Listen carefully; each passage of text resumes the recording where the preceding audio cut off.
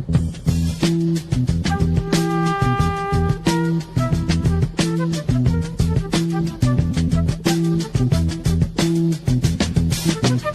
will not be able to stay home, brother.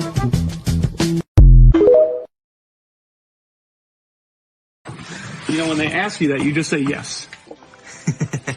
Soup salad or breadsticks? I would love yes. I would love the super salad.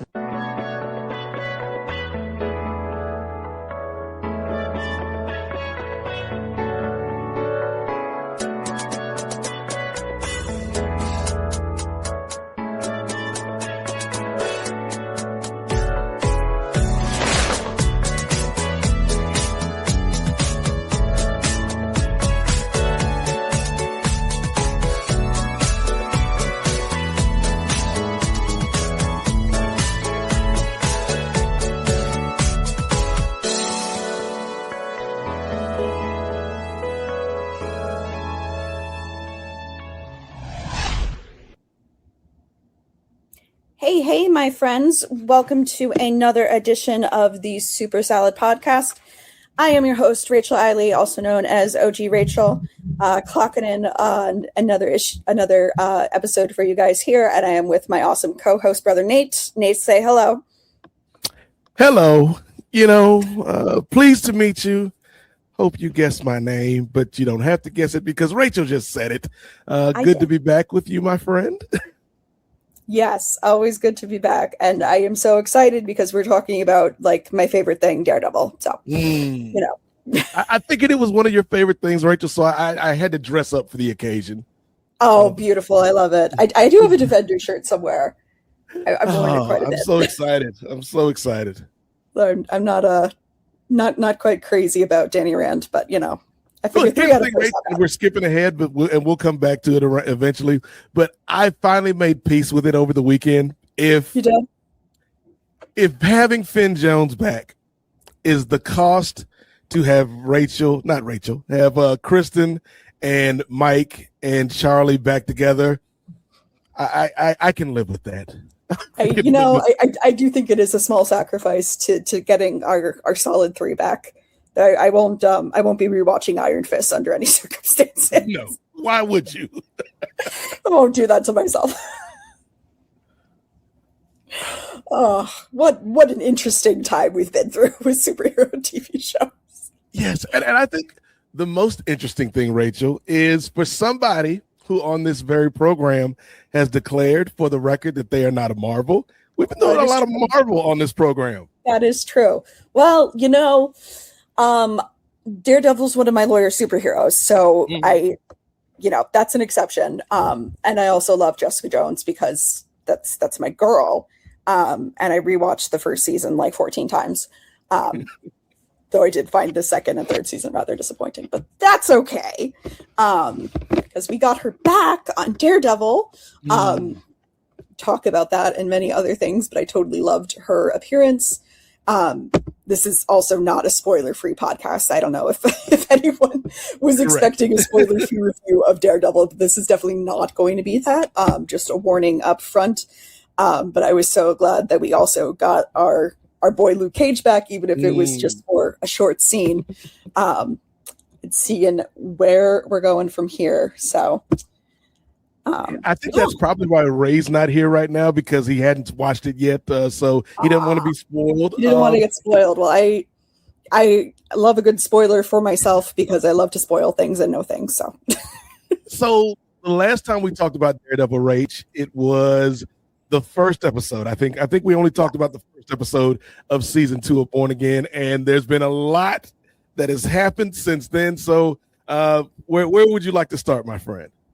All right, let's start. I guess obviously we went over the first season, so let's flesh out the rest of the season and where we go from here. My number one complaint is how short these seasons are. Yes. I feel like with a few more episodes, you could do so much more. I know that the 22 episode season was the real big bad of the Arrowverse, and I agree with that.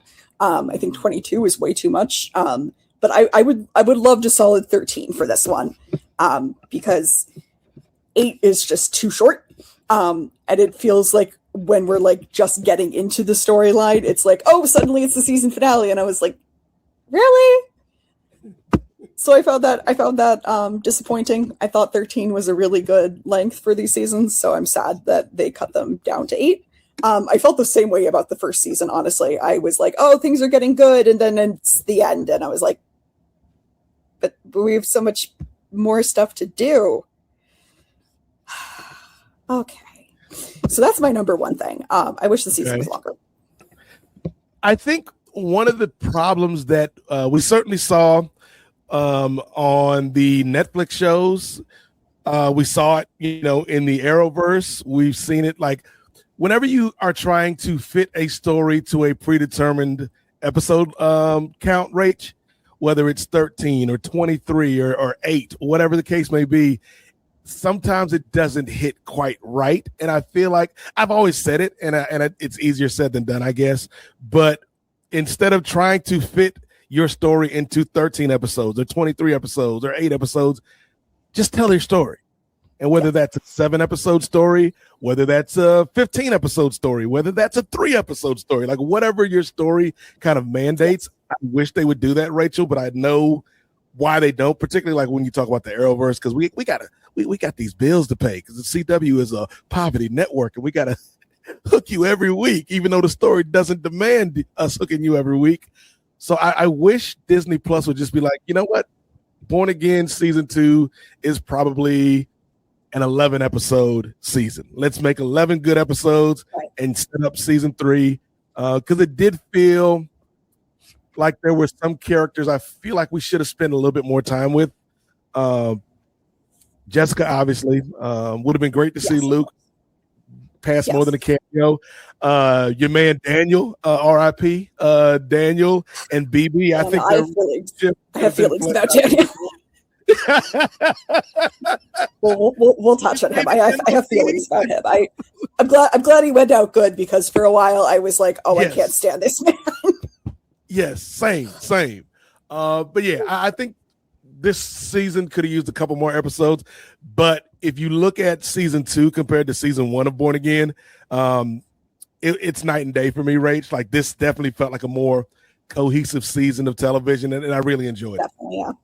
Definitely. Yeah, no, it very much felt like a second season. Like, and it was very much that they were continuing the story. I should rewatch the first season going into the second season and watch it all in one go. I low-key forgot who Bullseye was for a couple episodes. And then I was like, oh shit, he's from like the old ones. And I'm like, oh, okay. Well, that makes sense. I was like, oh damn, okay. I mean, I knew the stuff with Foggy, but there was just a lot going on. Okay. So let's talk about people that I can't fucking stand. Number 1, Heather. Oh my god.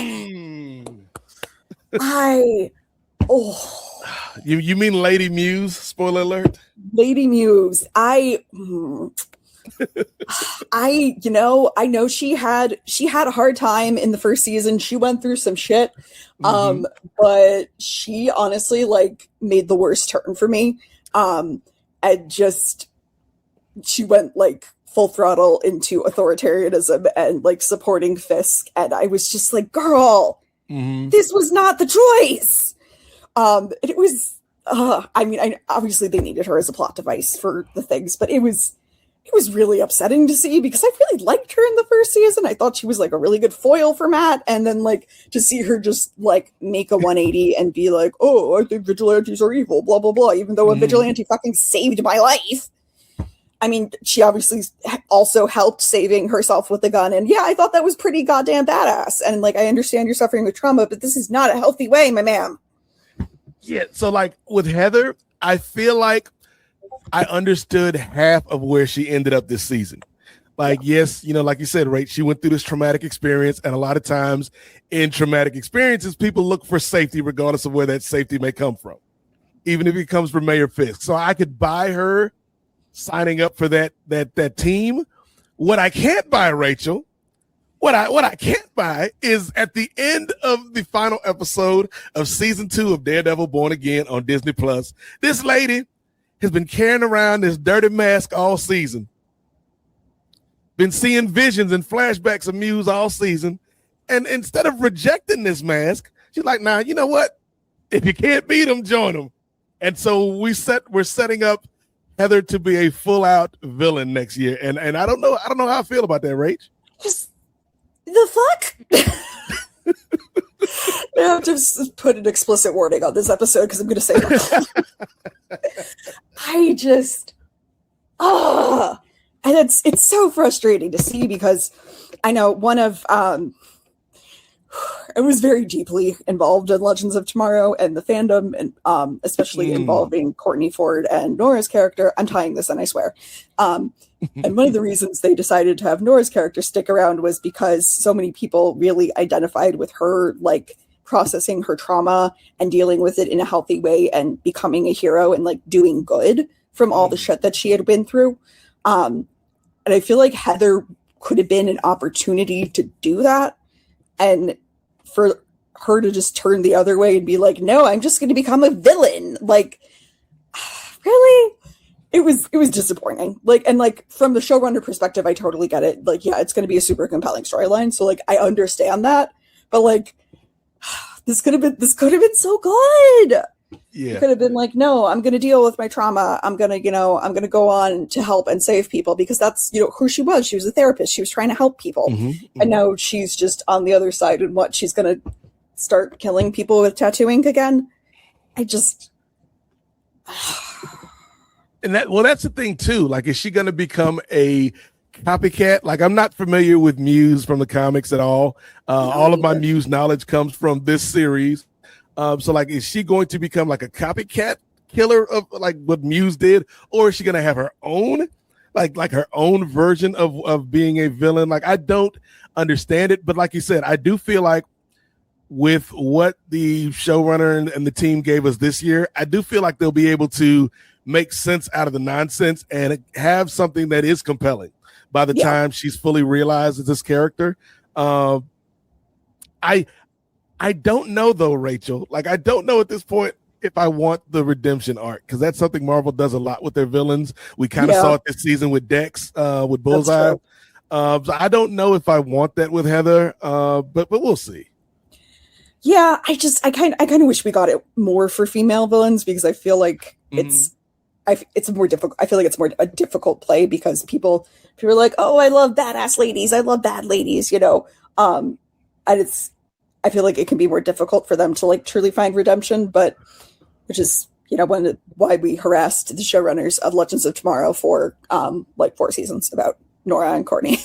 Because they more or less told us that they were not going to do that originally. And because of the feedback that they got from us and several other friends and other accounts we may have made, they found Courtney so compelling and they wanted that redemption storyline that they basically added that. And, I think that ended up being one of the best things Legends did, in my humble opinion. So it was a disappointing turn for me to see because I thought she was such a compelling character in the first season. So to see her just like make a 180 and that scene with Karen, this is like the second to last episode. I think she's Karen is arrested and she's brought in to like interview her. And we already saw her like basically falsifying interview records from earlier. So we're just, sacrificing all our morals here to join the authoritarian regime. And Karen like really, really challenges her and like really gets in and gets under her. And God, it drives her nuts. And it was such a good scene, but I was just like, God, Heather, like, come on. Like you used to have strength. You used to like be a decent person that wanted to help people. And what the hell happened to you? Yes. And her reaction to being challenged is not to, rebut what Karen is saying. It's to slap her multiple times. Yeah. And so, like it's an interesting path that they're pushing this character down. And like I said, I hope they stick the landing with this. But we'll see. We'll see. Yeah. No, it definitely does feel like they're doing one like overarching storyline broken up into 3 or more seasons, and that this was, part 2 more so than season 2. Yeah. I just personally find it annoying that we have to wait so long between Well, parts, the good news is they've already, I don't know if they've already wrapped, but they're in the process of shooting season 3 right now. So hopefully we don't have to wait too long. Like maybe at most we get this same time next year. I'd be down for that. That's good. I'm going slightly off topic for a second. I think it's like Hulu. Did you see there's excuse me. Charlie Cox shot like a rom-com with Zooey Deschanel about like they broke up and they have to like go on vacation. Their dog they adopted a dog together. They broke up. The dog is depressed. So they like go on vacation together to convince the dog they're still together to make their dog less upset. Wow. And I remember seeing the commercial for it around like Christmas, and I was like, I want to see this just to see Charlie Cox in like a role that's not incredibly serious all the time. Mm-hmm, mm-hmm. Is he using his real British accent in that show? He's being British in it, and I was like, "Oh man, I need to watch this." Like that's the weirdest thing to me. Like, because I've listened to the Daredevil podcast that Marvel produced, like a companion piece. How is series.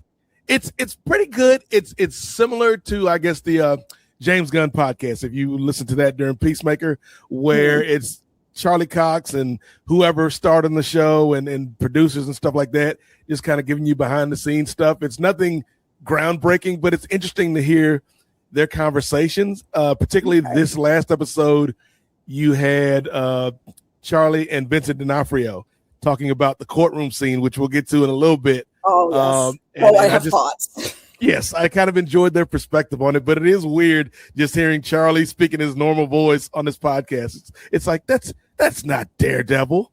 No. You're like, what? No, you're from New York. Stop that. Yeah. So I like your idea, Rachel, of starting with Heather, because I feel like we should kind of build up to Matt and Fisk at the end. So let's stick with some more kind of tertiary characters. What did you think about BB and Daniel this season? Oh, BB. They had such an interesting subplot for me. I very much did not like Daniel in the first season. I was like, I don't like this man. He's awful. But I will say he really turned it around. The second season, I love BB. Oh my gosh, she's amazing. She's fantastic.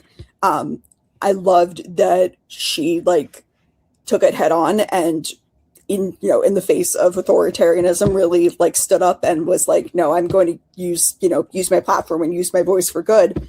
Bringing attention to exactly what's going on, even though that was at great personal risk to her. And I like the storyline with Daniel a lot.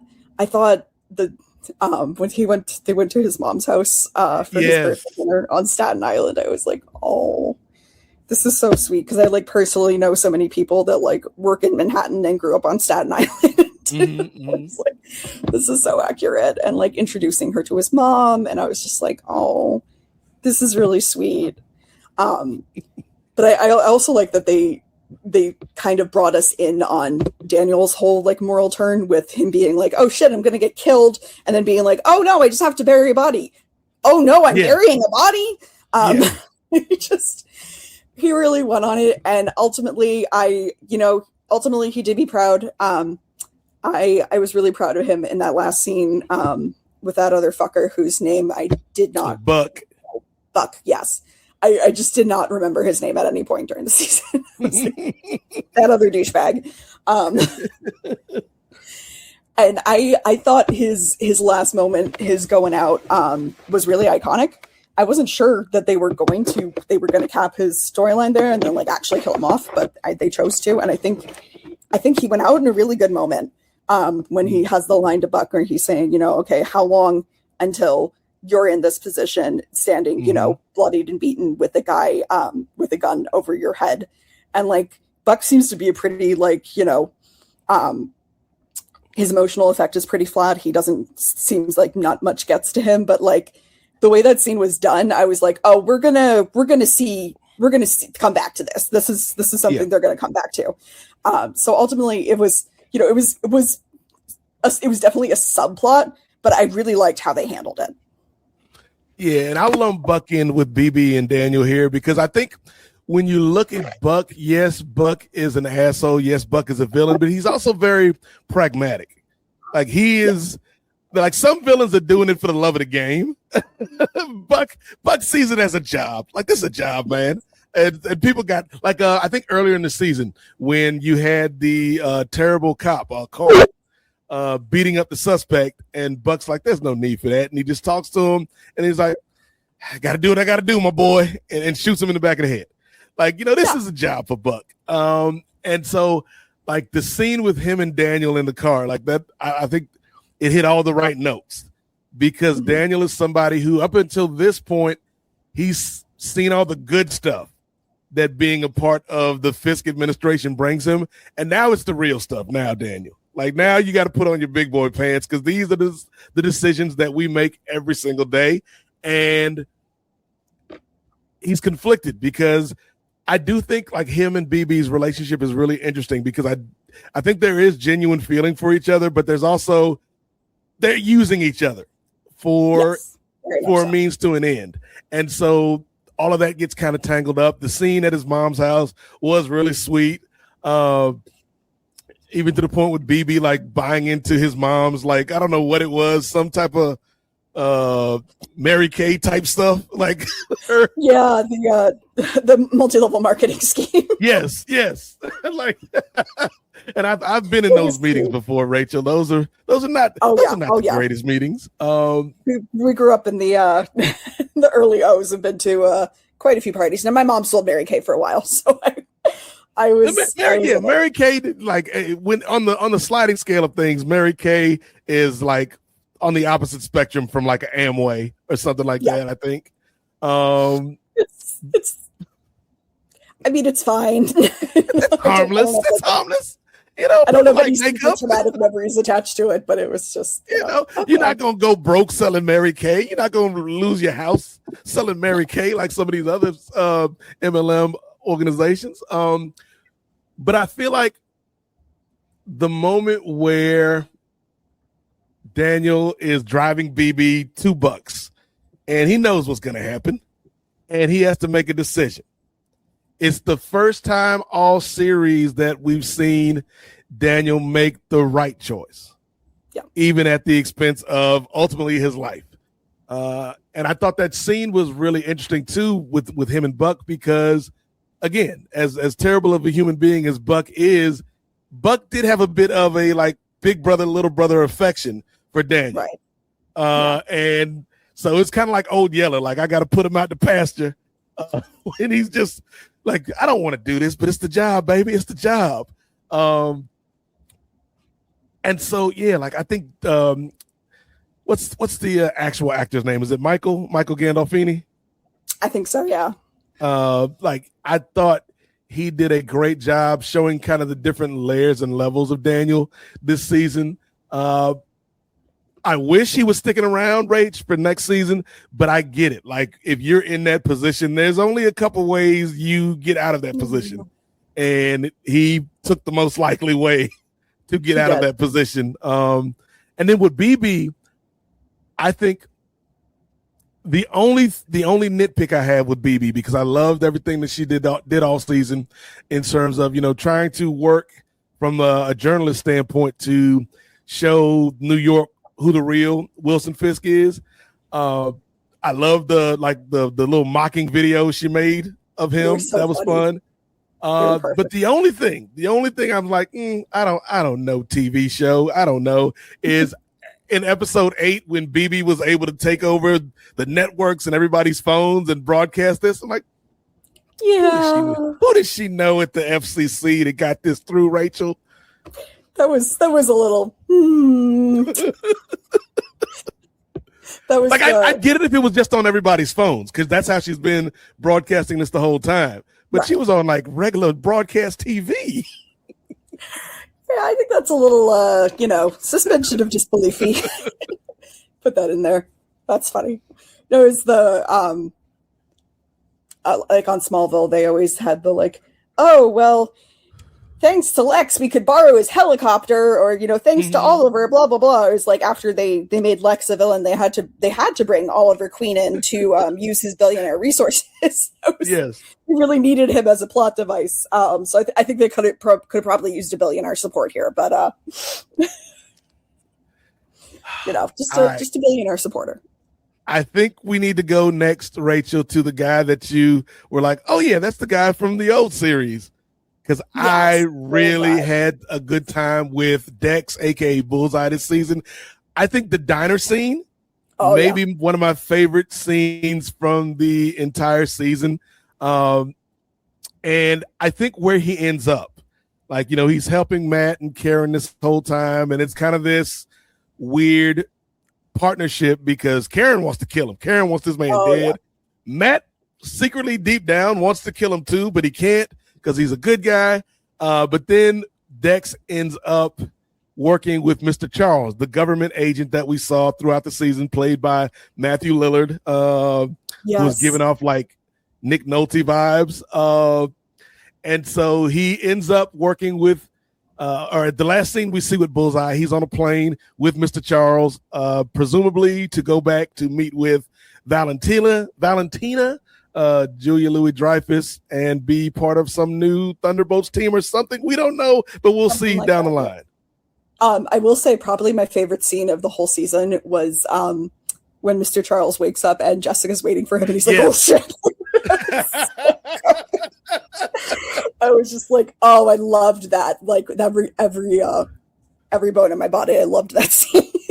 and it was like the tables had turned because every time we saw Mr. Charles show up, he was either coming into somebody's office when they didn't invite him, or showing up on some like the senators. Not the senator, the governor. He was at the governor's house, like just chilling, and was like, "How did you get here, Mr. Charles?" So to see her flipping on him, it was fun. It was so satisfying, and I was like, yes, that's my girl. That's my Jessica. I love her. So I really enjoyed that. Bullseye definitely like had more range than I expected this season. I kind of expected him to be like the one note villain, but he really did. He really, went a lot further. The diner scene was great. It was so great that he's drawing ketchup on the door, Bullseye and ketchup on the doors, yes. And I'm just like losing it. And the guy's his dog. How did he drink that whole milkshake in one gulp, Rachel? And he's like, "You have a dog in a restaurant? That's so unsanitary." And he's like, "Please don't kill me." Like when the task force is just shooting up the diner, and he's like behind the counter with the cook, and he's like, "That was a really great milkshake." Thanks so much. Yeah, it was like, you just like ruined these people's lives. I hope you know that. But thanks for the milkshake. And it was just, he had so many, like the scene where they were trying to kill Matt in episode 7, I think, and they had like the fake Bullseye to frame him, and then he like goes up there, and there's like a moment where he just kind of like, okay, game recognized game, and then he kills him. He's like, it was great. It was great. I feel like they handled his character really well. I honestly, the scenes with Karen, I was like, Karen, what if you kill him? Because I also was very upset about him killing Foggy. That was my boy.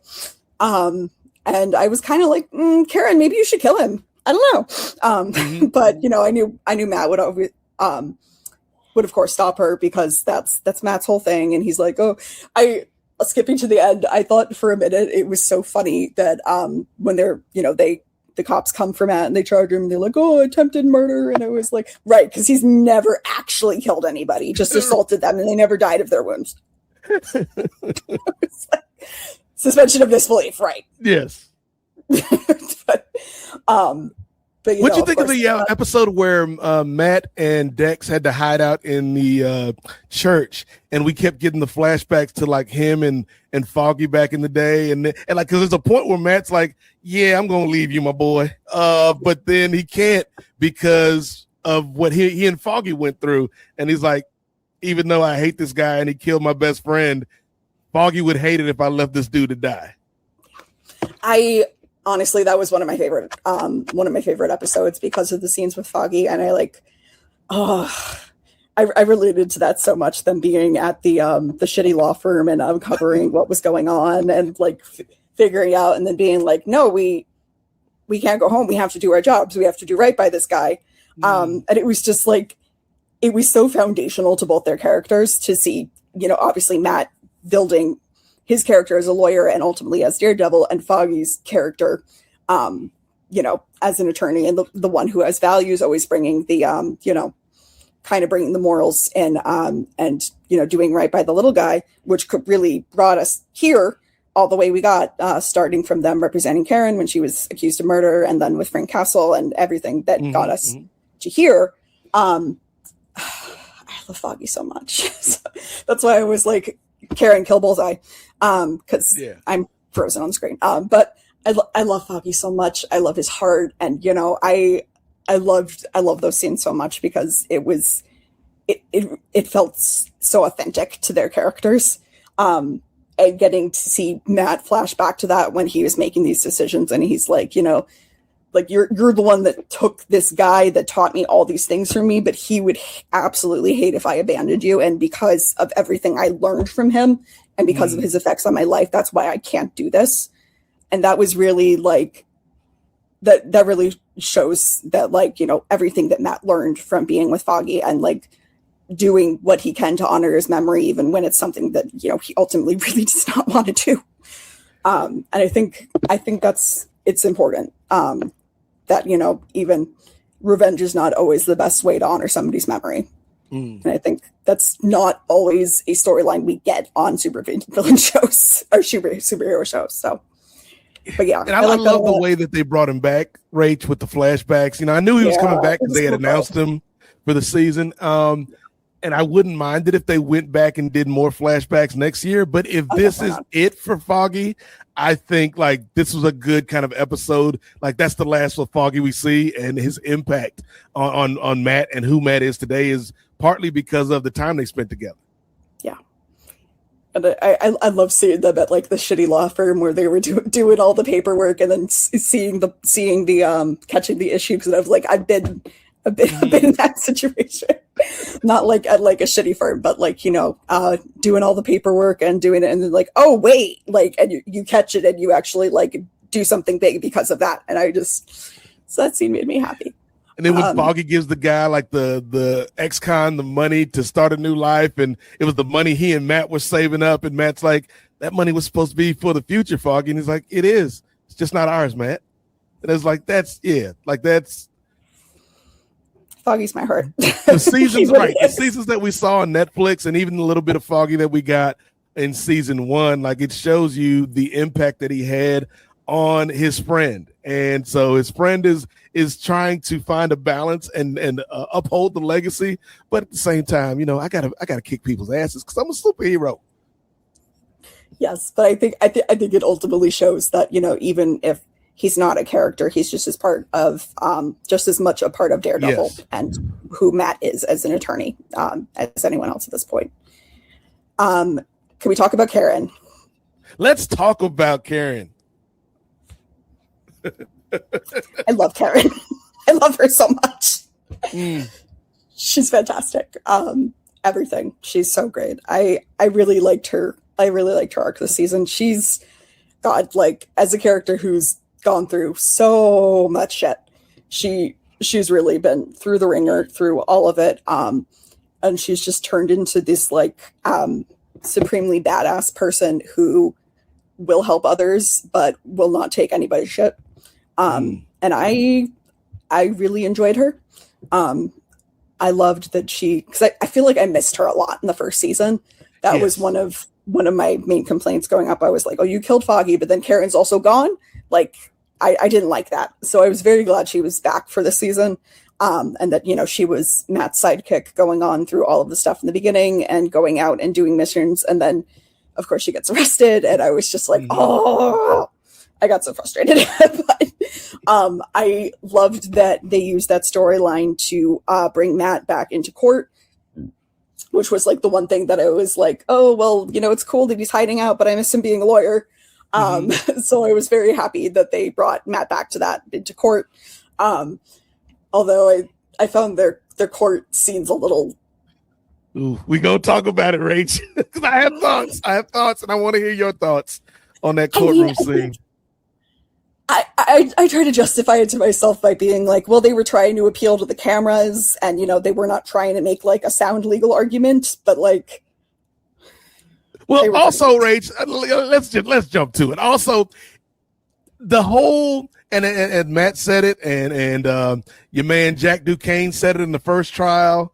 Like this is not a real courtroom. I mean, the judges and everything are real, but this is not a real trial. This is a trial with a predetermined outcome. This is a farce. This is something Kingpin set up. So it's like that's why I kind of bought it, Rach, because yes, obviously that wouldn't fly in a real courtroom, but in this kangaroo court that Wilson Fisk has set up, it's like if you're not going to play by the rules, why should we play by the rules? Yeah. I do think that was a smart approach for it if they were going to go for that angle, because it did, somewhat justify it. I wish there was a little higher skill lawyering going on, but given the context, I can excuse it. But I do think it was kind of funny that they were just like, well, Mr. Fisk, is it true you murdered a bunch of people? And they were like, objection. And he's like, no. Okay. I mean, I guess. Also, this is a throwback. The guy that played the district attorney, he was on The Good Wife for quite a while, playing like this Mark Zuckerberg character, who started like some big website or something. And he used the law firm for like 4 different prenups when he was marrying different people. And he was just such a douchebag. So now getting to see this guy's the district attorney. And it was like, this is wild. Yeah. I don't remember the actor. And I think he's dead. I think Heather killed him. I think so. I think he's done. I don't blame her at all for that one, though. He was like, oh, just an idiot. Yes. A dumbass. A true dumbass. Matt's lawyer lady friend. Yes, I cannot remember her name. I apparently learned 0 names this season for some reason. She was great. I appreciated her. The scene where the task force raided her office, I was like, oh, I feel that, because obviously a task force has never raided my office, but they do get mad when you try to support people and represent people they're trying to railroad. I can tell you that much. And I have definitely felt like I've been in a kangaroo court before. I can also say that much without getting too far. Did you take your walking stick and throw it off against 3 walls and catch it behind your back? Definitely not. I definitely would have gotten arrested if I did that, but it was tempting. And that's not too far fetched from real life, because we've seen like ICE go in and raid, public records and things of that nature, and voting records. So like it's not that far out of the realm of possibility that this task force would go in and try to get information that they don't have a legal right to. Yes, and I will say the courthouse I used to work in, the domestic violence courthouse specifically for protection orders, ICE did show up there earlier this year. And there was a very stark backlash against that for a very good reason, because this was a place people were supposed to go to seek protection, and being afraid to show up there because ICE might be there was just like the lowest of the low. So I was proud. There was a very strong backlash against that. But it was just difficult for me to even process that ICE would think that was an okay thing to do in the beginning. And gosh, this season was so timely. They really, I guess they filmed this about a year ago, but they really correctly predicted a lot. Yes, they did. And here's the thing, Rach, it's crazy to say, and I think I said it when we reviewed the first episode of this season. For all the bad that Wilson Fisk has done, I've seen worse in real life from somebody who may be sitting in a high position of authority as we speak. I'm like, well, he hasn't personally murdered people with his fists yet. So there's that. Yeah, yet. But he's done worse with his power. So. Yes. Real quick on Karen. because I didn't, it didn't click for me until you just mentioned a little while ago, Rach. I didn't particularly like Karen in season 1, despite having liked her during the Netflix run. And it's probably mainly due to the fact that we didn't get a lot of her.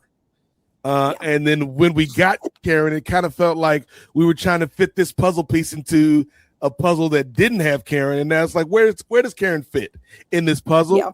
But this season, yes, she was like an active character the whole time. She had agency. Like, I loved that she was all in on, like, yeah, we got to bring this man down.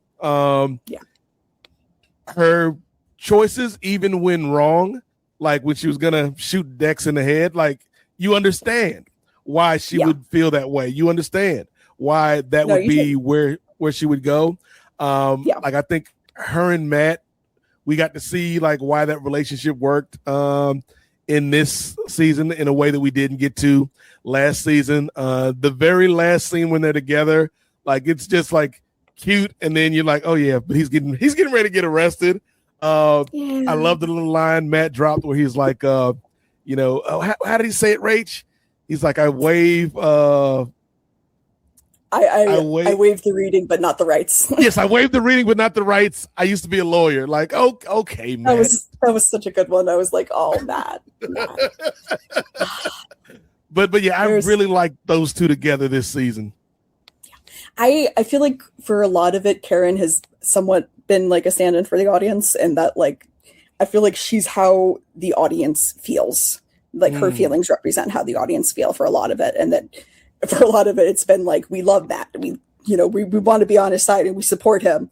And just so and then, at the very end, we can feel her heart breaking, and it's like our hearts are breaking. And so it feels like, we always, we're always with Karen. Another good scene she had, Rach, was when, after she got arrested, Fisk goes down to see her at the jail, and she like stands up to him and she's like, I've never seen you like this before. And he's like, well, what do you mean? I've never seen you afraid.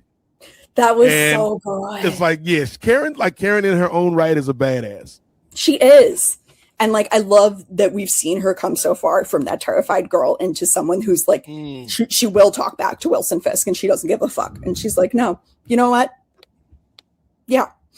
And it's just, I love getting to see her character really become stronger through the seasons and what she's been through. Another little lady that I really like, Angela, yes, aka Mini White Tiger. I don't know if she has a code name, but I love that child so much. Yes, I like looked up. I was like, is she an actual kid or is she like 25? And she is an actual child. She's like 16. So I was just like personally wondering. But no, she's not like Tobey Maguire in that first Spider-Man where he's 35 playing a teenager. Like, yeah, I'm in high school. Rachel McAdams in Mean Girls when she's like 26.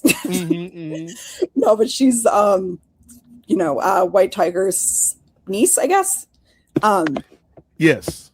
And oh my goodness, I love this kid so much. I loved how she was in the middle of it and she was like, no, I'm going to avenge my uncle and I'm going to, like put it to good use. And like she wants, and she's like, I want in, let me in. I want to help.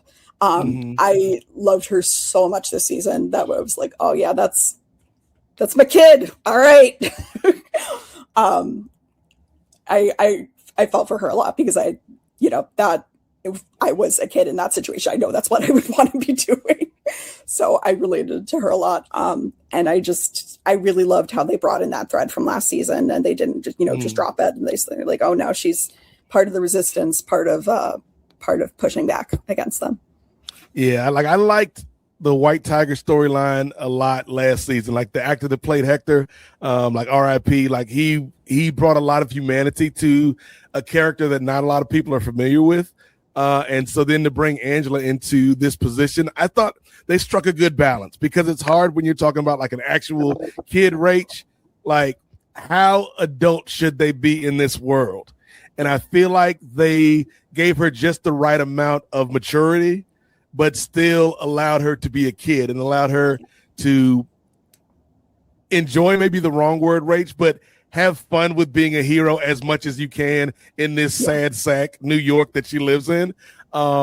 I thought they did really well with her in the fighting scenes. And I'm interested to see what they do with her next season because, again, I feel like we're setting the table for, this Defenders reunion next year. Where does this kid fit in with these established heroes? And Yes. how far will they allow her to be a part of this fight? And how far will they try to kind of protect her and shield her from this world where, from a power standpoint, yes, she can fight. But it's like you're also a kid, and there's some stuff that we do that you probably shouldn't be involved in. Yeah. No, I agree. I think they gave her like just the right amount of agency to be in there and making choices, but still, protecting her a bit and protecting her in a sense. And I really loved that they brought in that storyline, and I think it was super effective. When they're also talking about taking people in off the streets, and they take her aunt, I think. Yes. And she's like really influential in like getting the people out of the lockup and getting the prison busted with Daredevil and getting that footage. So I loved that we got to see her doing all of that and being a part of that. It was really awesome. Let's keep the train rolling, Rach. We talked about Karen Page. We talked about White Tiger 2, Electric Boogaloo. Let's talk about another badass woman on these streets, Miss Jessica Jones. Yes, my girl. Oh my gosh. Okay, I wish we got more of her, but I loved her. I loved pretty much every scene she was in. To me, it felt very authentic. I really disliked season 2 and 3 of Jessica Jones. I know I've said that, but I felt like it really. I felt like part of what made season 1 so good was her friendship with Trish. And season 2 and 3 just felt like they were going back on that and kind of just making a mess of it. So I really did not like season 2 and 3. This felt very much like season 1 Jessica to me. That she was here, she was badass, and she was ready to protect the people she loves. And that now including a kid. Yes. It was super cute. I thought the opening scene with their fake SWAT team like moving in our house and her kids picking up the like grenade, and she's like, "Oh, don't touch that, honey." You just hear she's like taking them all out, and just like, "Oh, Jessica, I missed you. I did. I really did." So I was super happy to see that back. And this is one of the things I tweeted out mid-season though, is like, I love how, Daredevil's got his full suit going on. He's got his secret identity, and Jessica's just like showing up, and she's like, "Yeah, I'm Jessica Jones. It's just me. No mask, no nothing, just me." And I love that because it is just her. It's not a secret identity. It's just her. And I love the scene of them breaking into the warehouse with the gross fake Icemen, and her like particularly kidding that one guy, the main leader guy whose name Cole. I also did not. Yeah. That one. No names this season, apparently. Just that guy. But I loved how she like especially got the interaction with him, and then they pulled back to that in the court scene when she walks in. She's like, "Hi." I love how they like work in the little comedic moments so well. And then she has the second rooftop scene with Matt, and she's like, "I'm done." And I was like, "You're not done, Jess. Don't lie. You're not done." I know better than that. So, and I knew she was coming back, and she comes back in with the governor and pulls it. And I was just like, all right. I want more. I'll always say that I want more, but I'm pretty happy. I really enjoyed all the scenes with her, and I was like, all right, this is my girl. This is my girl back. So I was pleased. Yeah, Kristen Ritter is just so great. She just kind of slipped back into this role like she never left it, and she probably hasn't. Like, knowing the kind of actress that she is, like Jessica Jones is probably stuck with her all these years since the Netflix show ended. And I feel like you're right. Like, she is the same Jessica, but she's different. You know what I mean? Like, being a mother, like you can tell, like, even though we only got that one scene or two scenes, I guess, with Danielle, you could tell like there's something different about her, even though she's pretty much the same person. I love her and Matt's interactions. Like you mentioned earlier, the scene where she sneaks up on Mr. Charles It's hilarious.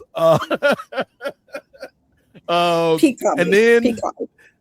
the end, like one of the last scenes we get in the season finale, where she's at the office. She's got Danielle at the office at Alias Investigations, and Luke Cage walks in and hugs his daughter, and then she just kind of looks at him and he's like, "You're done, right?" Because we learned through the season that apparently Luke has been working for Mr. Charles, who has been looking for enhanced individuals, and Jessica turned him down, and I guess Luke said, "I'll do it," for whatever reason. We don't know yet. Like, that's something I'm interested to see in season 3, and they share a brief moment. And so, again, like, I think having those two back together, which leads you to believe that yes, Finn Jones is coming back, but I would make the argument, Rach, that Danny Rand, as portrayed by Finn Jones, was always better outside of his own show. Like, I think Danny Rand on The Defenders was better than he was on Iron Fist, and then Danny Rand on that one episode of Luke Cage in season 2 of Luke Cage was way better than he was on Iron Fist. So maybe Danny Rand is the type of person where it's like, you can't be the band leader, Danny. But if we put you in the band with everybody else, they bring out the best in you, Danny. So I'm excited to see what they do. My theory, Rach, is season 3, we get kind of the big Defenders reunion, and they fix whatever they have to fix in New York. And then I would suspect that hopefully, at least I hope, they break off into a season. I don't want another season of Luke Cage, even though I love Luke Cage. I don't want another season of Jessica Jones. Nobody wants another season of Iron Fist. I hope they do a show about Heroes for Hire, where you have Danny and Luke and Jessica, and maybe bring back Colleen Wing and Misty Knight and that whole crew, and they could just be on that show. I think that would be amazing. Kind of a little Legends of Tomorrow style-y. Yeah, I think that would be good. I would really like that. Danny Rand better written by anybody other than his main writers. Yes. Well, like, here's the thing. I think, yes, Finn Jones has to bear a lot of the blame for why Iron Fist didn't really connect with people, because if you in a show about karate and martial arts and kung fu, and you don't practice your martial arts and kung fu and karate, it's not going to work. But also, he had one of the worst showrunners in the history of superhero TV, Scott Buck, running that first season. And the best I will say for Iron Fist season 1 is at least it wasn't as bad as Inhumans. That is true. I did watch Inhumans, and I was like, ooh, okay. I was like, I think I'll just stick with the CWDC shows, but Yeah, I was like, hold on. Like, again, I like everything, Rach, Marvel and DC, but I was like looking at Marvel fans when Inhumans was on. I was like, and you have the nerve to criticize these shows on the CW when you putting the Inhumans on national broadcast television? As bad as the Flash got at times, it wasn't Inhumans bad. I don't think I finished Inhumans, but I remember watching the first couple episodes and being like, the fuck? Like, I finished it just because I had to, Rach. And spoiler alert for the finale of the Inhumans. Your man Maximus, who was trying to take over the Inhumans. I don't remember this stupid plot, but Maximus was fighting his brother Black Bolt, and Black Bolt trapped him in a building, and then he whispers so he can take the whole building down. He's like, oh, and he says, goodbye, brother. Okay, yes, I do remember. Goodbye, brother. And then he just buries his brother, and it's like, all right, y'all, Inhumans. Didn't we like that? No, we didn't. I remember. Terrible show. Oh, the fact that Marvel still existed after the Inhumans, that Inhumans didn't kill the whole franchise, is a miracle. I know. I was like, at least there's the Netflix Marvel shows, because the other TV shows were not always great. I watched Runaways for a while. Runaways and Cloak and Dagger, I thought had potential. I never got into Cloak and Dagger, but I watched Runaways. We went to WonderCon in Anaheim in LA in like 2019, and they had a couple people from Runaways. Gosh, one of the moms with the lady, she had red hair. She was in 24. I don't remember her name. Annie, maybe. Okay. Yeah, she was there, and she was like heavily pregnant at the time, and had a shirt on that said like future Marvel comic star, and it pointed to her stomach. And I was like, oh, that's funny. That's funny. Yeah, my nieces loved Cloak and Dagger. Like, I think they were the right age for that. And Marvel television back then was weird because you had this stuff on ABC, like Inhumans, Agents of S.H.I.E.L.D., Agent Carter. You had the Netflix stuff, and then you had like the weird freeform stuff, Yes. like Runaways and Cloak and Dagger. And they were really they liked Runaways, but they were really into Cloak and Dagger because I guess they were fans of Olivia Holt that played Dagger. So we watched that when they were here, like on spring break and stuff like that. I thought like both of those shows were good. Unfortunately, they just came around at a time where the movies and TV didn't really speak to each other, so they were just kind of stuck. But I wish they would have kind of brought those kids back in some way because they were still young enough to like be part of the universe. Yeah. Oh gosh, what was the show with the mutants that was like X-Men adjacent? Emma Dumont was in it. Was that The Gifted or something like that? Yes, The Gifted. We watched that one pretty good. Okay. We met Emma Dumont at a couple cons. She's awesome. Just by the way, she's super cool. That one, we liked that one. It was pretty good. It was like X-Men adjacent kind of. Yeah, they did. Like they had The Gifted, Legion was out during that time. It was like all of these X-Men shows without the X-Men.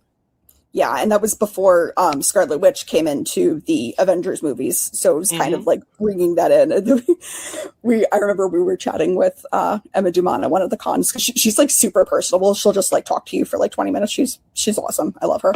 And she was like, "Oh yeah, I'm so excited! Scarlet Witch is coming. She's my sister in the lore." And I was just like, "Oh man, I hope she gets hired and does more stuff because she's really awesome." So. That was the one with The Gifted. That was the one where they had the Frost sisters, right? Yes. Yeah, like that. Like that's how you know it was X-Men adjacent because like in the comics, those are like the Stepford Cuckoos, and that's like a really deep pull in like in X-Men lore. It's like, who are we gonna get to be some of the stars in this X-Men show where we can't use the X-Men? How about the Stepford Cuckoos, Emma Frost's clone daughters? Like, that's a great idea, Steve. And it's like the actress that played them was really good, but it's just like, this is the level of superheroes that we're talking about here. This is the golden age when we're going that deep into superhero. I love it. Oh goodness. Well, let's get back to it. Let's get back to Hell's Kitchen. Mrs. Fisk. Ooh, R.I.P. Vanessa. I just had a feeling. I just knew we were going to lose her this season. Mm-hmm. And it's so funny to me because obviously in Spider-Verse, one of the main points in that is Wilson Fisk, and him losing Vanessa is like what spurs on a whole like huge multiverse thing they have.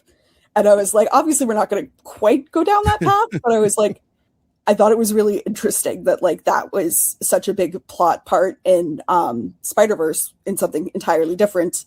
And then seeing how Fisk handled it here. I mean, we obviously knew it was going to make him worse because Vanessa, well, not being a good person or bringing out good parts of him, I think she at least helped him show some restraint. And I think that's part of, obviously he didn't want her to get targeted, but also I think he didn't want her to be at the boxing match because he didn't want her to see him beating the shit out of this guy. That whole boxing match like episode was weird too. It's like I struggled with that episode. I was like, why are we doing this? Is this a thing mayors do regularly? It's like Ed Koch out here fighting people. I mean, that's the only mayor I could think of. I guess they were trying to pull things because Trump is going to have a fucking boxing match this summer at the White House, which like, okay, whatever. Weird take, I guess, but whatever. But I was just like, he's just going to try to fucking kill the guy. Like, I don't know what we're seeing here, but I think it goes into the all like, propaganda and all that guy, and they're like, "Oh, he's your big tough mayor." Real quick, Rach, before we continue talking about Vanessa, you mentioned Fisk having the boxing match and art imitating life, Donald Trump getting ready to host this big UFC card on the White House lawn because he's a dummy. Somebody who may be in attendance at that White House card has just joined us. Ray Williams, say hello to the people and then go backstage. I don't know why I told this man to come out and then just leave. But Ray Williams has joined us. Two-way Ray, the super producer. Fresh from the shoot job. How you doing tonight, Ray Williams? Is Ray protesting us? I think Ray is protesting us. Either that or he walked out of the room. Either that, right. He was like, you know what? I'm leaving. Where you at, Ray Williams? All right, fine, Ray. Be that way. You know what? We'll come back to Ray Williams later, but let's get back to Vanessa. Because I think, Rach, one of the things that, again, I knew Vanessa was not long for this. Oh, now you want to pop out with the kingpin fit on, all white. Now he's here. What's up, Ray Williams? Test 1. There I am. Hello. I was trying now you know how Chris feels when you cut off his mic. No, you caught me in the middle. I was leaving a voice message because Chris asked me a question on the group chat. So I was trying to leave a voice message, and then I hear your voice name like, Ray Williams, where are you? I was like, oh no. Not now. Here you might be going to a boxing match at the White House, Ray. Oh, that's coming in about a month, Rach. In about another month. Yeah, we have to celebrate the birthday of our great American president. I mean, our American democracy, or what's left of it. Are the rumors true, Ray? Have you decided to be in attendance?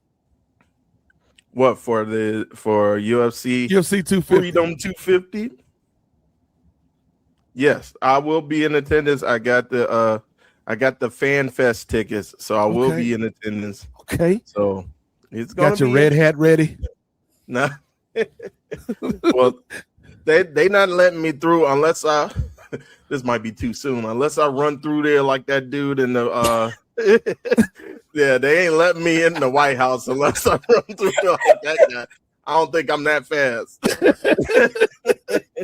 I've never seen the Secret Service so vexed. Like, he is just too fast. Was that Barry Allen, Wally West, Usain Bolt? Yeah, right. Who could have predicted this? Just be safe, Ray. Be safe. Yes, please be safe. Yeah, I'm gonna be out, and they're gonna have all the fan festivities for the common folk, for the plebes, if you will. I'm gonna be out there on the ellipse. So I don't know if that's more safer or less safe, especially after the best that we have, aka the Secret Service. Like, how y'all? It's like your man from it's like your man from Breaking Bad. They can't keep getting away with this. How they keep lapsing in security like this and still have a job? It's like, you telling me all I have to do to get away from the Secret Service is just running a straight line, Rach? Like, right. That's all I have to do. This is a really old story. My dad, he was really good friends with his law school buddy who started a medical school in Grenada. And as you may remember, I think it was probably before any of us were born, the U.S. invaded Grenada for a bit. And they ended up down there with Reagan and the Secret Service. And my dad was telling me this story when I was like 4. And they had the Secret Service all there in like these giant raincoats because they were holding like these AK-47s underneath and they needed to disguise them. So they all had them in like giant yellow raincoats. Wow. wow. Just like imagining this as a small child. And I also thought because I was a small child, I also thought the existence of the Secret Service was a secret. And so this was like a secret I had been told and needed to keep. And I was like, like, how do you know about the Secret Service, Dad? I was like, I've been entrusted with this very important national security. Top secret clearance to a 4-year-old. You know what show I recommend watching before you go to the Capitol, Ray? Designated Survivor. It's a good one. Talks about a mass casualty event taking place. Just to be prepared. Just be prepared. That's the Keith Sutherland one, right? Yeah. Thanks. I feel so much better about my choice. You can see.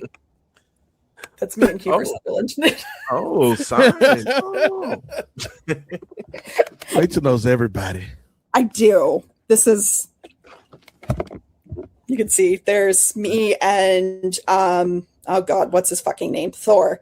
Chris Hemsworth.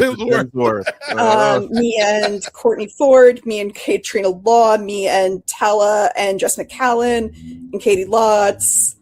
I have a couple other people around there somewhere. I used to have the photo of me hugging Chris Hemsworth like right behind my bed. And when we first started with COVID Zoom court, I was sitting on my bed and I would be like chatting with opposing counsel before court, and they'd be like, "Is that a photo of you hugging Chris Hemsworth?" And I was like, "Yeah." That's a flex. Exactly. Okay, cool. Humble brag. Just leave. Yeah. You're just waiting for somebody to notice. Oh, that old yeah. thing. Me and Chris were tight. That photo cost me like $500, and it was about 10 seconds. But Ace Comic Con made good money. I can tell you that much. We met Chris Hemsworth and Brie Larson. I have a photo with Brie Larson over there, and I got my friend photo and signature with Gwendolyn Christie when they came. So we gave Ace Comic Con a lot of money, but it was worth it. You know who doesn't have a lot of money right now? Vanessa Fisk. Oh, It's true. And what I was gonna say, Rach, before Ray pulled his malarkey. I think you're right in that. Yes, Vanessa Fisk was not a good person. I had a feeling she wasn't gonna last because, like, the actress actually came back. They had another Vanessa Fisk cast before season 1, and then they brought the original actress back. So I was like, she's probably on borrowed time in terms of this character. But as bad as a human being as she was, I do feel like there was a calming effect on Wilson when she was around. And I think not only is the loss of Vanessa what kind of puts him over the top, but if you think about it, it kind of was his fault. Not that she, she was in a position to be dying, but when the doctors are like, "Oh yeah, we got to check the vitals and this and that," like, get her some pineapple juice. She wants pineapple juice, and he's like, "Let the doctors do their job, man." And then she died, and then he killed the doctor. Yeah, the doctor was like, "Oh, I'm so sorry." I was like, "You're dead." I kind of feel like that doctor kind of deserved it, because if I was that Dr. Rach, I'd have been like, I would have said from the doorway of the room, "I'm so sorry for your loss, Mayor Fisk," and walked away and continued about my day. He had to get in there. Hey, I'm here for you, buddy. She had a beautiful journey. I'm like, why would you do this, sir? Truly a very stupid man. Someone apparently very smart, but very stupid. Yes. Book smarts, but not street smarts. But it very much felt like it had to happen for Fisk to have his final turn into, I guess, the worst version of himself.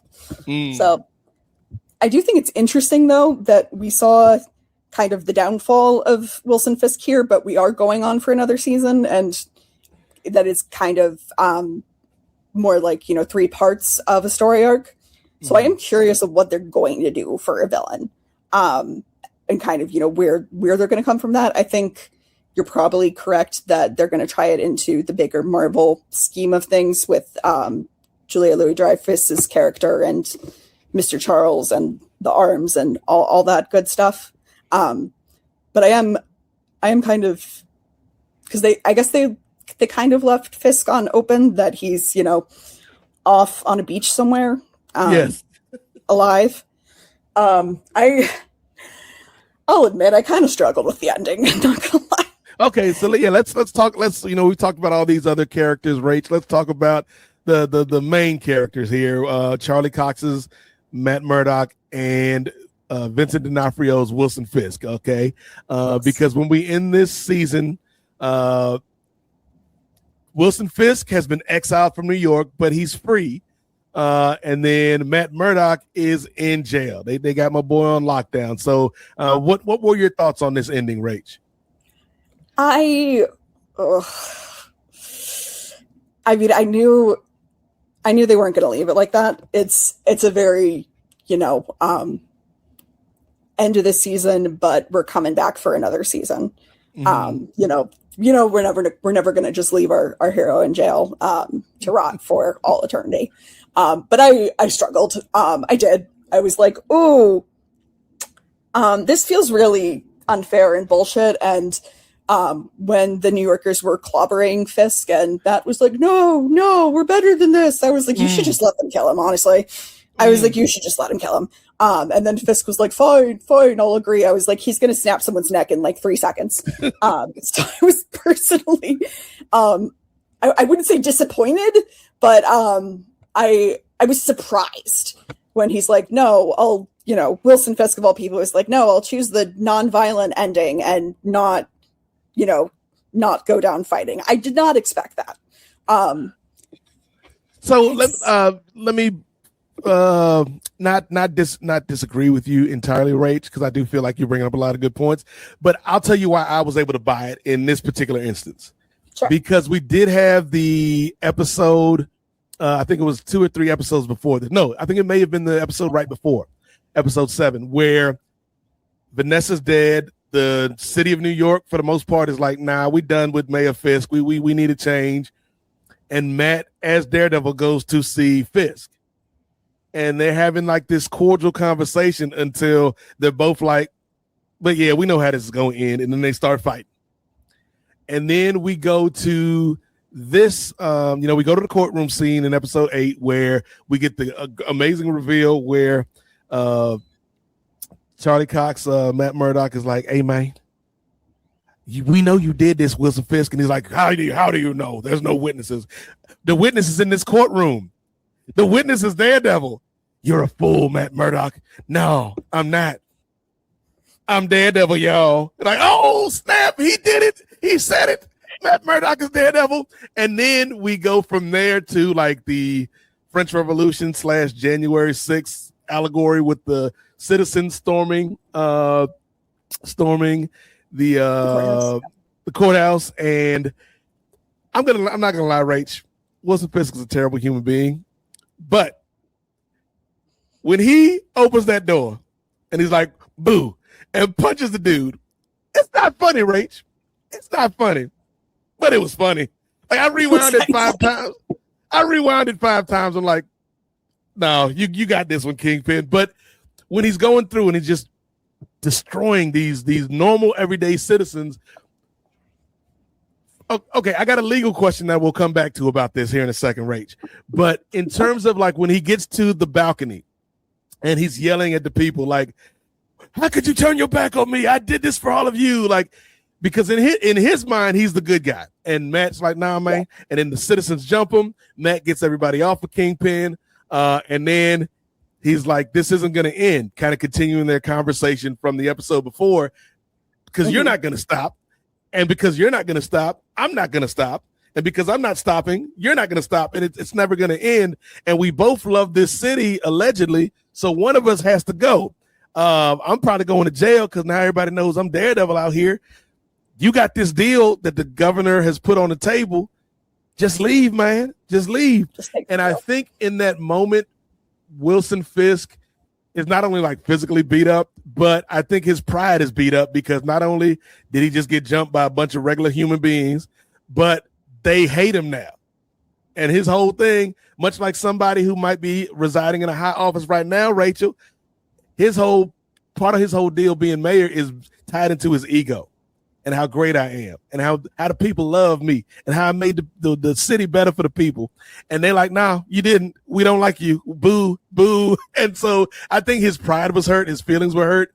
And he just like, I'm not going to win. I'm not going to win. And so I think part of him is just like, I want to kill this man, Daredevil. But then, like he says, Rach, he's just like, it's like, I'll leave, but don't be offended if I don't shake your hand. I think there is a part of him that respects Matt Murdock. Yeah, I agree. And so I think between that and just the fact that at this point he's done. Like he can't fight no more. His pride is hurt. I feel like it makes sense in that moment for this particular version of Fisk that he's like, okay, I'll just leave. Because I think in the back of his mind also he's like, I can leave, but I can also come back someday. Yeah, I think to lead off. And I did think it was a very interesting dynamic that it ends off with him on a beach somewhere in paradise, whatever. And Matt being in jail. And I was just like, oh. Mm-hmm. It's obviously a mid-season. I'm like, they're not going to leave it like this. Yeah. I feel like we've had other shows end on like that kind of thing before. It's like, all right, they're going to come back and they're going to get him out of jail and it'll be fine. I think what I also like about that though, Rach, is if you look at the men's faces, like, yes, from the outside looking in, Wilson Fisk is on this beach. He's free. He's in paradise. But if you look at his face, he's troubled. Yeah. Like he's free, but he's not.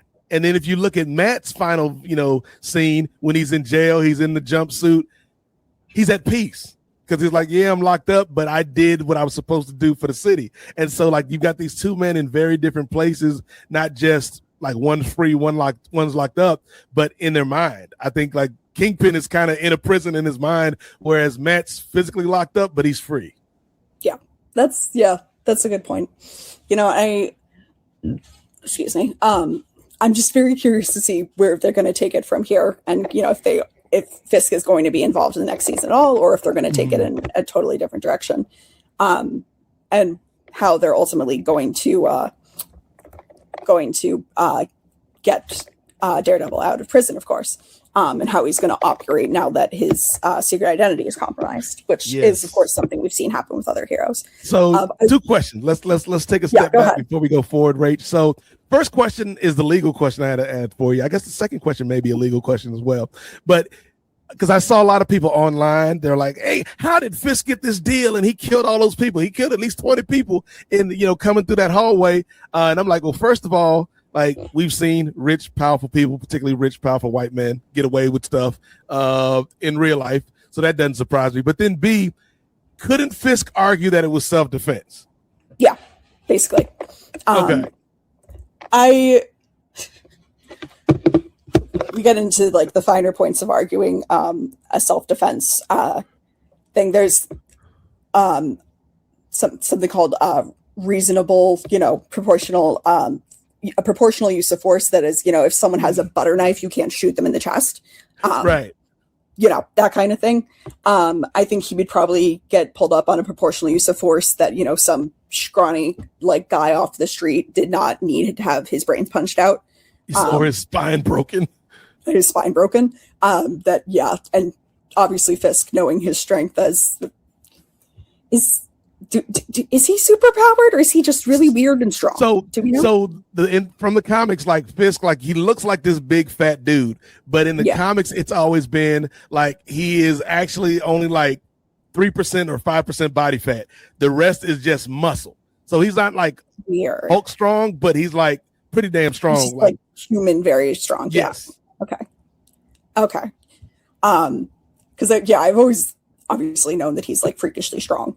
The argument basically be he knows how strong he is and he should have used his force proportionally. So there's definitely some argument that he could be held accountable for that. Okay. So then also, my second question. Agree to a boxing match with him? Like seriously? Yes. Voices.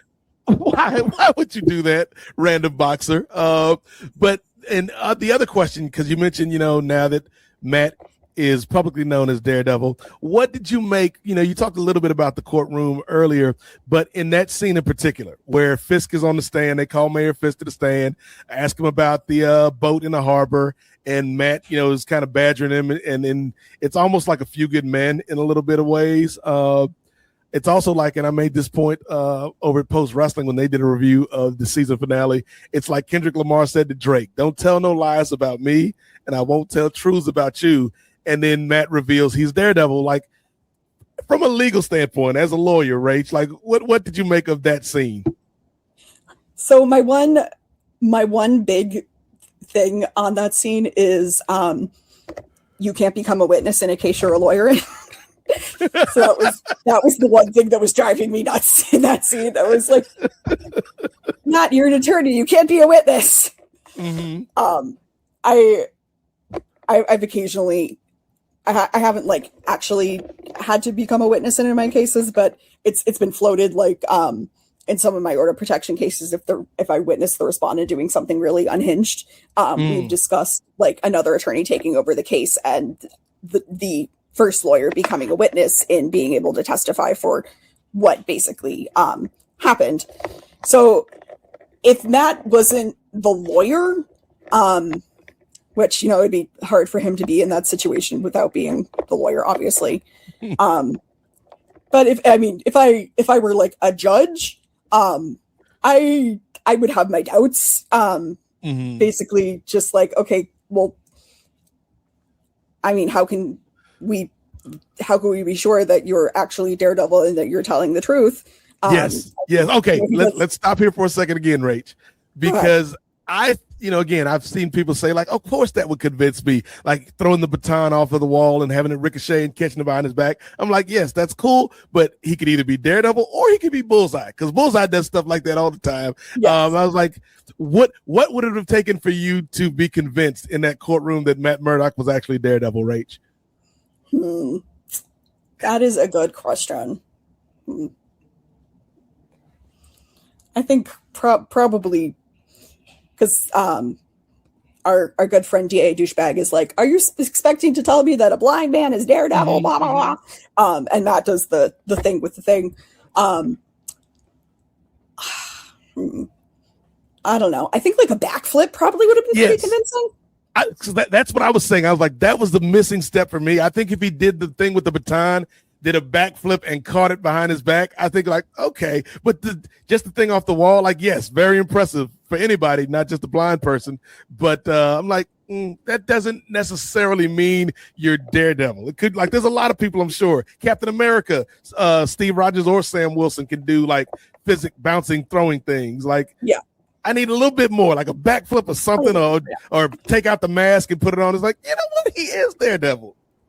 Although I will say, I think it's funny they kind of left it open-ended. That I feel like a normal person that happened to be in that courtroom would have been like, "So he's been lying about being blind this whole time." I feel like that's nobody knows Daredevil's blind. Where they would have ended up, they're like, okay. Oh, yes. You open yourself up to another line of questioning, Matt. It's so true. You're like, "Are you actually blind?" "Yeah, but I can kind of see." Superhero? It's kind of like a bat. Kind of like a bat. Yeah, that's a good way to put it. But, I do appreciate they were able to work some Catholic guilt into this season. I'm not a Catholic person, but I appreciate it's a core component of Daredevil's character is Catholic guilt, and that was a main component of the Netflix show as well. So I'm glad that they were able to work that in there, even just a small amount, because I do think that is an important part of his character. Yeah, I like that as well. I thought the guy that played the priest did a good job this season. Ray, while I'm talking, can you look up the cover for Devil in Cell? I don't know if it's Devil in Cell Block G or Cell Block D, but because I think that's where they're going next season. But I feel like when you look at the Catholic guilt stuff, that's been a part of Matt Murdock since season 1 on Netflix. And it informs a lot of his character, not just as a person, but as a hero. And so yeah, like I thought all of those scenes in the church hit, especially the stuff with him and Bullseye. Like I thought they had some really great scenes together. And yeah, like I'm excited for next season, Rach, because I feel like, again, if you look at season one was fine, but it definitely felt like a patchwork quilt of two stories that kind of got pushed together. This season was like a complete vision, and I think like they're just kind of ramping it up for what we might get in season 3, which I feel like is a story from the comics that I haven't read, but I've heard a lot of good things about, called like The Devil in Cell Block D or C or G. I don't know. Ray's going to show us the picture eventually. Okay. But what are you hoping for next season, Rach? Okay. So, well, we obviously got teased a little hero reunion. Oh, there it is. There it is. Yeah. Ooh.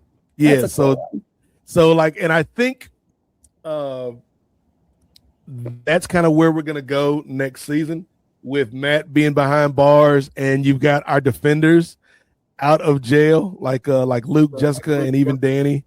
And I think the whole thrust of the season is going to be either I don't think they're going to break them out, but I think it's going to be like there is a situation that requires Daredevil. Yeah. And what will like legally, like what's going to happen with Matt? Like, is he going to get released? Is it going to be something with conditions? Is Val and, her part of the government going to be involved in getting him out on release with conditions? Is Mr. Charles going to play a part in this? Like, I do think we'll see Kingpin next year, Rach. I don't think he's going to be like in every episode, but you can't have a season of Daredevil without the Kingpin, even if he's not the main character. So I feel like we'll get updates on what Fisk has been up to. But yeah, I think it's going to be a really good season. And again, like the defender part of it all is what I'm kind of most excited for, because even that series, like when they did the Defenders Rage, it wasn't the best series in the world. Like I have some issues with that series. I think Sigourney Weaver was wasted in that series, but just the chemistry with those four, it works every time. And I'm excited to see how that works in the MCU. Yeah, no, I agree. I think it'll be, I don't know if they will do this or not, but I think it would be really interesting if they let him stay in jail for like an episode or two. If we are only getting 8 episodes, I hope they don't leave it for too long. If it was a longer season, I'd be like, give us like 3 to 4 episodes. But if it's going to be a shorter one, I just would be really interested to see like the relationships he would develop in jail. And like how that'd be wild if we got a season of Daredevil with no Daredevil until like the very end, because he's been locked up for like 7 episodes. Well, you watch Suits, right? Mm-hmm. When they were setting Mike up to go to prison, I ended up being disappointed because all that way I was like, they're not going to have only Mike go to prison. This is only funny if Mike and Harvey go to prison, or no one's going to go to prison. So when they left it off as only Mike going to prison, I was like, well, this sucks. So I'd be interested in seeing where it goes with him, and like the kind of stuff that he would do inside, and how he would kind of, he might have hung up the Daredevil stuff, but I'm sure he feels that, it's really part of him, and that he might not be using the mask and the personality, but he's still going to maintain a code of justice. And that might affect him very differently being inside a jail, seeing how he would interact with the guards. And all those task force guys are in the same jail too. Right. Yeah. I think that would be super interesting, and how the other criminals would feel about all of them. So I would like maybe 1 to 2 episodes of that. Not too much if we're getting ahead of a short season. But then I think when they did it on Luke Cage, Rach, in season 2, because at the end of season 1, Luke Cage goes to jail. I think we got 2 episodes. Like he was in jail for a whole episode, and then the second episode he was in jail for like the first 10 or 15 minutes, and then it was free. So it may be something like that. Yeah. Something like that. I think it'd be good if they explore that a little bit instead of just like springing him right away. But I'll be interested to see how they do get him out, if it's some sort of early release program, compassionate release. I don't know. I'll be interested and see how they work those legal things. Like, can you be a superhero with an ankle bracelet? I don't think so. And the GPS bracelet going off. I think that'd be very funny. I do agree. I think they'll work Wilson Fisk in to some degree. He's got to be there. But I'm definitely interested to see how they'll tie it into the broader Marvel universe, and if the characters are eventually going to end up in one of the movies, because I feel like that's what should have always basically been the end game, and it wasn't with the first round of things. So maybe it'll be this time. We'll see. I think they're moving that way, Rach, because I don't know if you've seen the preview for the next Spider-Man movie. Fuck if I know, honestly. So spoiler alert, but Frank Castle shows up in that one. Oh, okay. I should go watch Punisher's that. actually got a special coming out, I think next week. They've got like a Punisher one shot on Disney Plus. It kind of fills in the gap, I guess, of where Frank has been since we last saw him last year. Okay. I think I think I did see a preview for that. Things are moving in that direction where it's not going to be like a 1-to-1 where people are moving up and down or side to side, I guess, at all times, but particularly in a city like New York, it's weird to have all this stuff happen and not see Spider-Man come through and help out, and not see, or if Spider-Man's doing something in the movie, why isn't Daredevil? Like we saw Matt Murdock, the lawyer, in one of the Spider-Man movies, but we'd never seen Daredevil, the character, in the Spider-Man movie. So I think maybe in this next phase, we'll get a little bit more of the back and forth, which I think is what people wanted the whole time. Yeah, no, I agree. I think that has been what people wanted. I think that would be really cool. Punisher is always a very interesting character. Yes. I recently saw a cop in person who had like the thin blue line leg and the Punisher skull over it, and I almost just like started laughing. Like, he would hate that, right? Yes, like there are multiple comics where, oh yeah, he's showing it. Yep. Oh, yeah. Okay, yes, I've seen this. Yeah, when Frank starts getting ready to cuss and he puts the web over his mouth. Go home, Frank. Goodness, I like Tom Holland a lot as Spider-Man. I think he's a good, because people would say that Tobey Maguire was the better Peter Parker and Andrew Garfield was the better Spider-Man. I feel like Tom Holland is like the best of both of them. Yes, and you would actually 100%. Buy that he's a high schooler, at least in in Homecoming, at least, which I remember. I don't know if I've seen the other ones, honestly, but I appreciate him, and I like him with Zendaya too. So yeah, I think him and I don't know how much Punisher's going to be in the new Spider-Man, but I think the scenes we get with them will be funny. Just the two of them playing off of each other. Yeah, I think that would be a funny dynamic. So, Nate, I think we may have to table our other discussion point for another episode because we are running a bit long.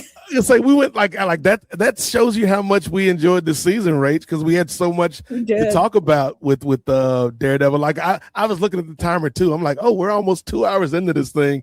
So yeah, just goes to show you how much we enjoyed season 2 of Born Again. And yes, coming soon, the Super Salad Superhero Selection Show, patent pending, where we're gonna, Rachel and I and whoever joins us on that episode, we're gonna do a superhero draft of characters from live action TV, from the movies, from animation, and pick our team of defenders, if you will. But before we do that, Rach, let's wrap up this episode. Any final thoughts on Daredevil Born Again, or kind of your current state of superhero watching? I know you're not a Marvel, but you've been watching a lot of Marvel lately. I have been watching a lot of Marvel lately. It's true. Yeah, overall, I super enjoyed this season. I'm so happy that they brought Daredevil back. Definitely one of the best shows that's gotten a second run. So I'm super glad they made that decision. I love Charlie Cox. I love Kristen Ritter. I think they are both absolutely fantastic at their characters, and I'm going to have a very hard time seeing anyone else in those roles in the near future because I think they embody them extremely well. Very much looking forward to the next season. Again, sad I will have to wait a full year for it because I would love to see it like tomorrow. But I think they are doing very awesome stuff with that, and I am excited to see it. And yeah, we're heading into the summer, which, there's always good superhero stuff going on. I saw the trailer for the Supergirl movie. I am very much looking forward to that. And actually getting a Supergirl character who's Supergirl from the comics and not Clark Jr. No offense, CW Supergirl, you're also awesome, but we love Melissa, but we love Melissa. That show, was something. Still better than Inhumans, way better than Inhumans. Way better, yes. That is a compliment I will happily give. All right, Nate, what are your final thoughts?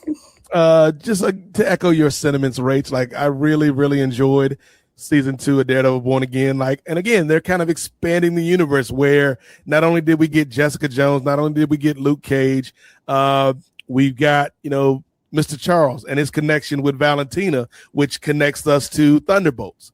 We've got the new White Tiger, Angela on these streets, so that expands the universe here in Hell's Kitchen. There's so many good characters on this show, and the actors killed it.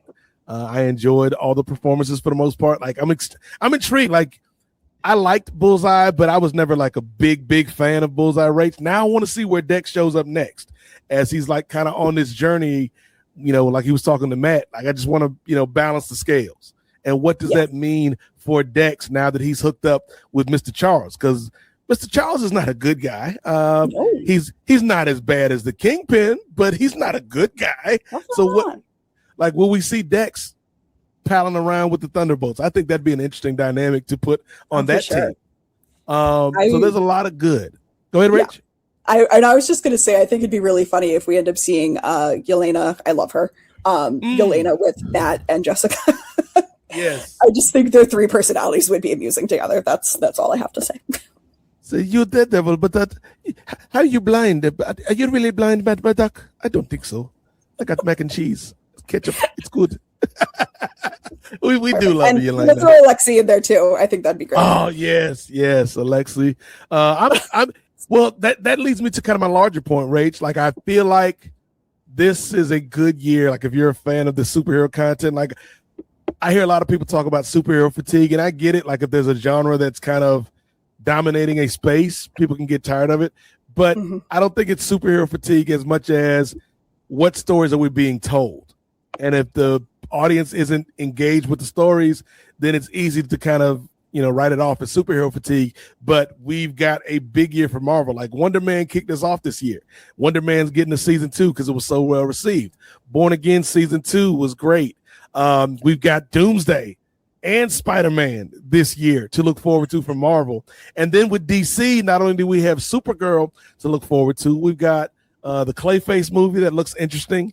And then we've got Lanterns at some point this year. So like this is a really, really good year for superhero stuff. And like, again, to everybody, it's like, oh, Marvel's back. I'm like, no, not really. Like Marvel didn't really leave. Like there were projects. They were always here. They were always here. There were projects, though, that, didn't really connect with some people for various reasons. But I think they're on the right track now. Kind of, it took them a couple of years to get over the pandemic, much like all of us. And I think I agree. The projects that we're seeing now are all kind of this phase following that 2 or 3 years after the pandemic, where they were just churning out so much content because we were all stuck at home. And now it's like, oh, we maybe made too much content. But yeah, I'm excited for Daredevil. I'm excited for these Defenders. So yeah, Ray Williams, get out here real quick, sir. With your Kingpin fit on. Looking like a Wish Kingpin on these streets.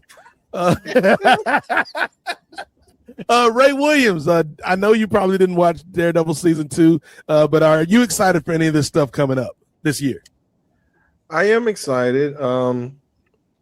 To be kind of like the opposite a little bit of Rachel, I am a Marvel, but only like an MCU Marvel. I'm like a part-time Marvel. You're a partial Marvel. Yes, I like that. But that should be on a t-shirt. Put it on a t-shirt, Dickie Boy. Yes, we will. So we'll get t-shirts. Like we'll have the Rachel shirt in the store. Like I'm not a Marvel, and then the Ray shirt. I'm a partial Marvel.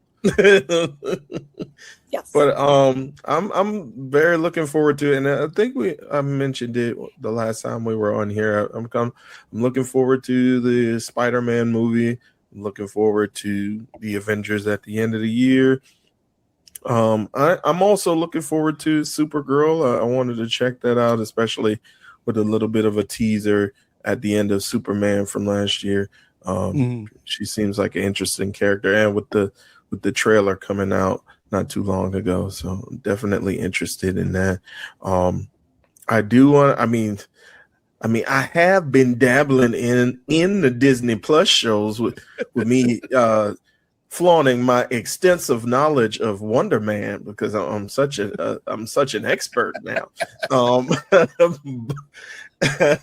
But So you finally finished it, Ray? Yeah, I finished Wonder Man. I finished it when we reviewed it, but okay, it was very good. But I do want to watch a lot of stuff, so I do have questions. It makes me wonder. Oh, man, here we go. Proceed. Don't pretend to be happy for me, Joe Pantoliano. Joe Pantoliano. Best line of the series. But I do want to check out the I know you mentioned the Punisher one shot. I do want to check that out. And I do want to get into more of Daredevil as well. I did watch some of like the Defenders, like the individual Defenders series when they were on Netflix. Like I watched a bit of Luke Cage, and then I also my family, when we were all staying together, my brother would watch Daredevil, the original Daredevil. So I would love to at least get into that and get more into the Born Again series as well. At least watch the first season of Jessica Jones, which was really good. Yes. And then don't watch any of Iron Fist. Just watch episode 10 of season 2 of Luke Cage where Danny shows up, and you'll be good. You watch the Defenders. And the Defenders, yes. Yeah. Because that was going to be my question for you guys who've been watching pretty much everything. Like, what do you need? Do you need to have known everything from the previous Netflix series in order to go into Born Again? But you just explained it, so okay. Yeah, no, not really, because and I think when they bring in Danny and Luke fully next season, like they'll do a good job of kind of catching everybody up. But yeah, if you want to watch some of the old stuff, I think it'll help you, but it's not necessary, I don't think. Yeah, gotcha. All right. Well, let's get out of here, man. I'm probably gonna watch none of it. I'm gonna try to keep it.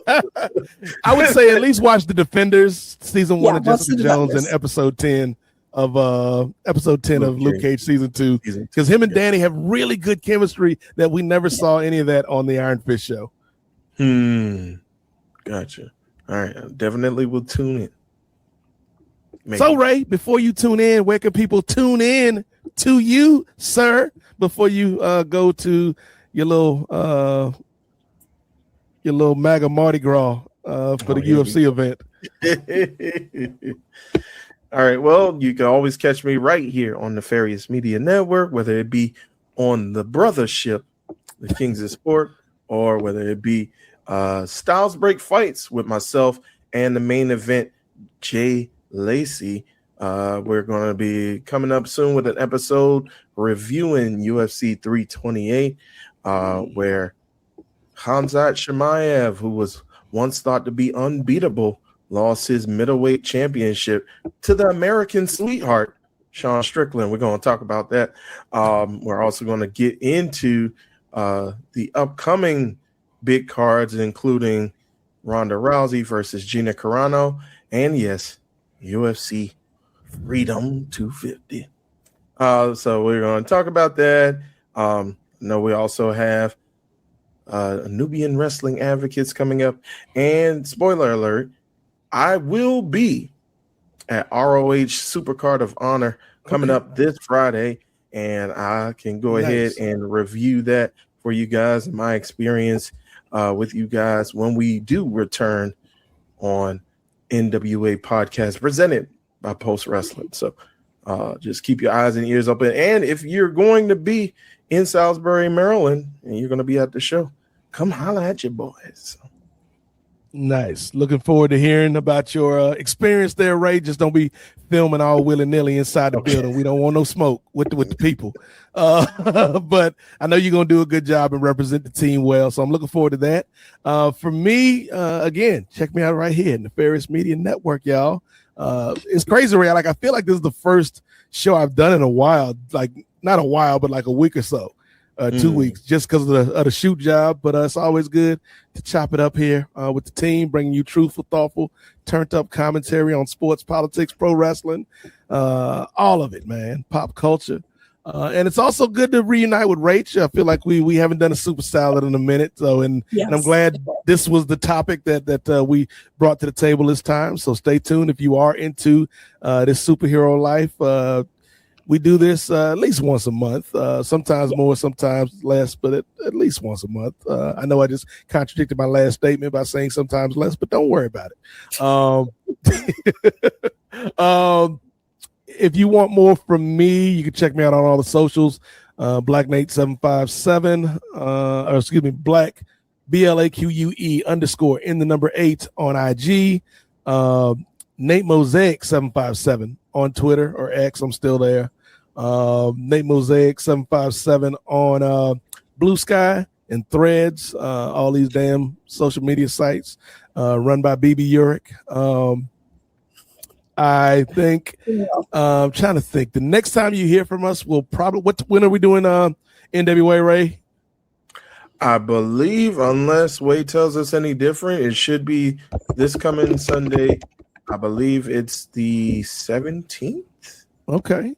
So we'll be back on Sunday with the NWA podcast, and then I don't know what we're gonna do next Monday. We may do a Kings of Sport. We may do a parlay. Who knows? We'll figure it out and we'll let you know. Subscribe to the YouTube. Subscribe to the Patreon, please. $3 gets you in the door. If you want to pay more, we won't stop you. And we on Substack now. We on these Substack streets, Rach. So if people want to, not only see clips from the programs, but also see the written word by people like Chris and Ray and Jay and myself, Gerard, Brittany, the whole squad.